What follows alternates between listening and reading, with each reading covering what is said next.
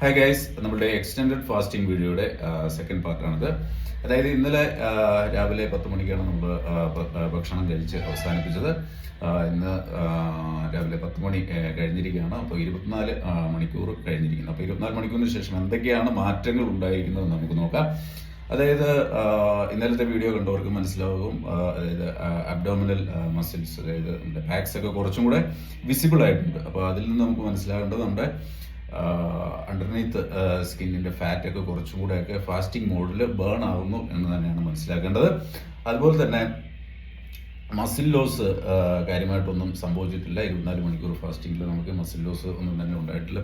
Fax muscles ആയാലും chest muscles, arms muscles ആയാലും അങ്ങനെ തന്നെ ഉണ്ട്. ഇതൊരു ലോങ് ടേമിൽ പറയുന്നതല്ല, ഷോർട്ട് ടേമിൽ ഒന്നും, അതായത് 24 മണിക്കൂറിനുള്ളിൽ ഒന്നും തന്നെ സംഭവിച്ചിട്ടില്ല. അതുപോലെ തന്നെ ഇന്നലെ വലിയ കുഴപ്പമില്ലാതെ എനിക്ക് ഉറങ്ങാൻ വേണ്ടിയിട്ട് സാധിച്ചു.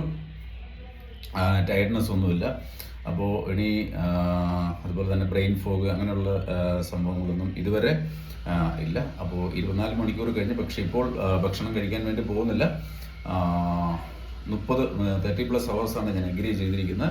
അപ്പോൾ അതാകുന്നതിന് വേണ്ടിയിട്ട് ഉച്ച കഴിഞ്ഞ് 4 മണിക്ക് ശേഷമായിരിക്കും. അപ്പോൾ 4 മണിക്ക് ശേഷം നമ്മൾ ഒരു വീഡിയോയും കൂടെ ചെയ്യുന്നതാണ്. അപ്പോൾ ഒരു ഫാസ്റ്റിംഗ് മോഡിൽ നമുക്ക് ചെറിയൊരു വർക്കൗട്ട് കൂടെ ഉണ്ട്.